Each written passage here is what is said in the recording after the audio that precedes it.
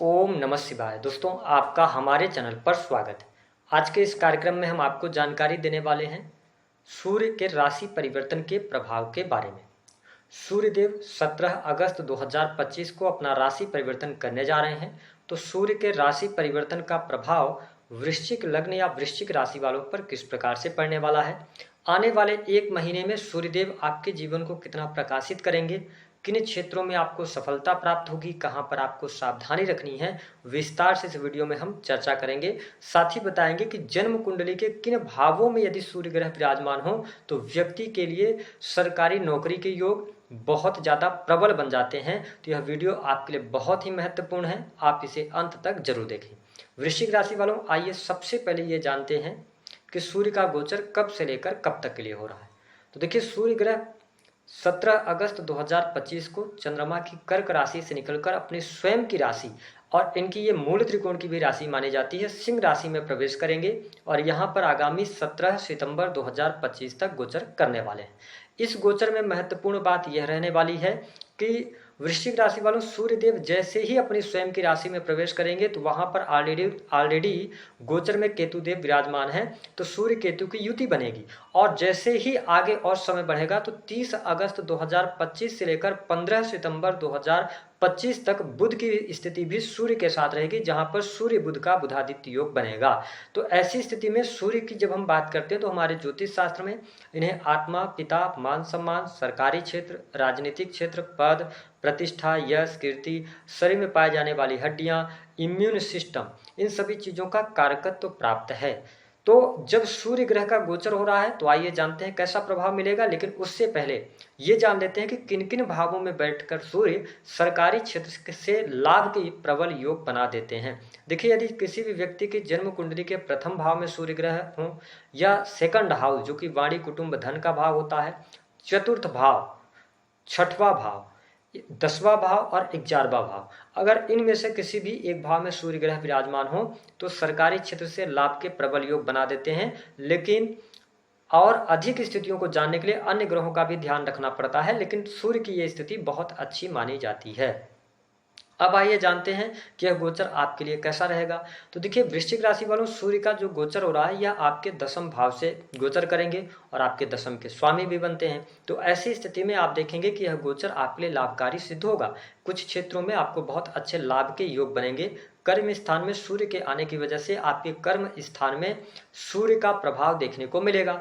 मान सम्मान में आपकी वृद्धि होगी। वरिष्ठ अधिकारियों का पूर्ण रूप से सहयोग और समर्थन भी इस समय अवधि के दौरान आपको प्राप्त होने वाला है। साथ ही काफी लंबे समय से यदि आप प्रमोशन के बारे में सोच रहे थे तो यही वह समय अवधि होगी जब आपके लिए प्रमोशन का योग बनेगा। स्पेशली 30 अगस्त से लेकर 15 सितंबर तक का टाइम आपके लिए ज्यादा बेहतर रहेगा। जो लोग किसी भी प्रकार के सेक्रेटिव जॉब अथवा रिसर्च के फील्ड से जुड़ी हुई जॉब में हैं, उनके लिए यह गोचर काफी फायदेमंद सिद्ध होता हुआ नजर आ रहा है। कार्यस्थल पर आपका वर्चस्व रहने वाला है। आत्मविश्वास भी इस समय अवधि के दौरान आपका बढ़ा चढ़ा रहेगा। लेकिन वृश्चिक राशि वालों, दसम भाव में जब सूर्य केतु के साथ युति करके और बुध के साथ गोचर करेंगे कुछ समय के लिए, तो इस समय अवधि के दौरान कार्य क्षेत्र तो आपका बढ़िया है, लेकिन अहम के भाव से बचने की आवश्यकता रहेगी।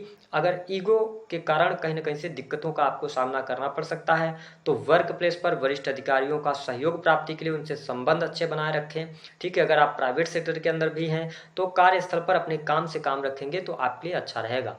इस समय अवधि के दौरान कुछ वृश्चिक लग्न अथवा वृश्चिक राशि के जातकों के जीवन में जॉब में चेंजेस भी दिखाई दे रहा है, यानी आप चेंज कर सकते हैं। ये स्थितियां भी यहाँ पर बैठकर सूर्यदेव बनाएंगे।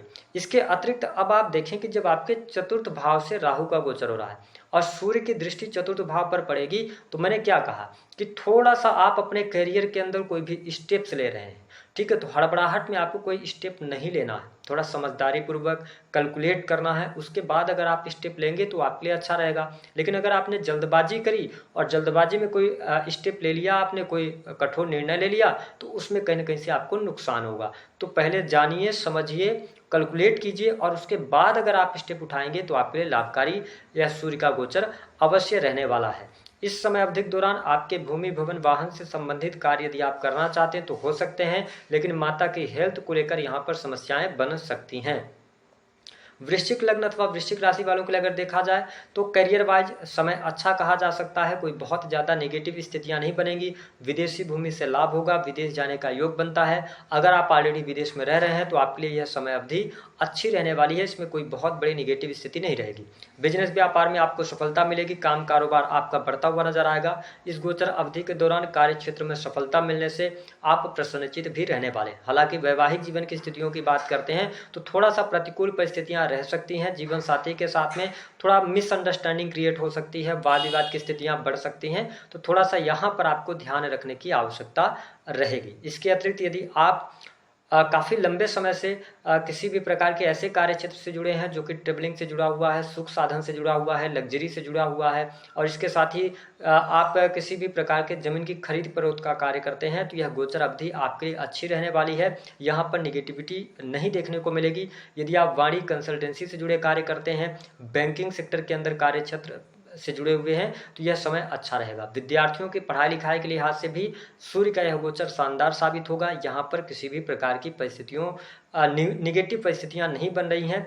आप यदि कोई कॉम्पिटिटिव एग्जाम वगैरह देना चाहते हैं तो यहाँ पर काफ़ी हद तक यहाँ पर संभावनाएं बनती हैं कि आपको लाभ मिलेगा। देखिए, वृश्चिक लग्न या आप वृश्चिक राशि वाले हैं तो सूर्य का यह गोचर आपके पद धन में वृद्धि लेकर आ रहा है, लाभ की परिस्थितियां बना रहा है ना। काम धंधे में आपको बरकत प्राप्त होगी, वरिष्ठों का सहयोग भी मिलेगा, ठीक है। व्यवसायिक जीवन भी आपका अच्छा रहेगा, लेकिन आप ऐसी स्थितियों के साथ में ना फंसे कि आप बहुत ज़्यादा सभी काम की तरफ आप अग्रसर हो जाएं, ठीक है। कि आपको बहुत सारे कार्य करने हैं तो इन चीज़ों पे बचना है। जो लोग मनचाहा ट्रांसफर चाहते हैं, परिवर्तन चाहते हैं, तो इस समय अवधि के दौरान उनको प्रयास निश्चित तौर पर करना चाहिए। सूर्य का यह गोचर आपको सफलता दिलाने का कार्य करेगा। जॉब में चेंजेस निश्चित तौर पर यहाँ पर दिखाई देता हुआ नजर आ रहा है, क्योंकि दशम के स्वामी होकर सूर्य गोचर करेंगे तो जॉब में चेंज निश्चित तौर पर लेकर आएंगे। साथ ही बुध की भी स्थिति यहाँ पर बनी रहने वाली है। तो इस वजह से कुल मिलाकर अगर मैं देखूं तो सूर्य का यह गोचर वृश्चिक लग्न या वृश्चिक राशि वालों के लिए बहुत शानदार रहने वाला है। सिर्फ ईगो से आपको बचने की आवश्यकता रहेगी और कोई भी जल्दबाजी में निर्णय लेने से आपको बचना होगा। ओवरऑल स्थितियां स्मूथ तरीके से आपके जीवन में आगे बढ़ती हुई नजर आ रही हैं। उपाय क्या करना है? देखिए, दशम भाव से सूर्य का जब गोचर होता है तो सिर्फ और सिर्फ ये ध्यान रखना है कि आप अपनी सेहत का ध्यान रखें, क्योंकि आप ज़रूरत से ज़्यादा वर्क कर सकते हैं। आप बहुत ज़्यादा थकान अपने जीवन में लेकर आ सकते हैं। ओवर वर्क करने की वजह से या वर्कलोड की वजह से थोड़ा सा प्रेशर आपके जीवन में बढ़ेगा, जिसकी वजह से आप थोड़ा सा बेचैन महसूस कर सकते हैं। तो इसके लिए आप भगवान सूर्य की आराधना कीजिए और आप एक लोटा जल लेकर, क्योंकि दशम भाव से ये गोचर कर रहे हैं, तो एक लोटा जल लें, उसमें लाल मिर्च के दाने डालकर भगवान सूर्य को अर्घ्य देना शुरू करें। तो इससे भी सूर्य के इस गोचर का प्रभाव शुभता के तौर पर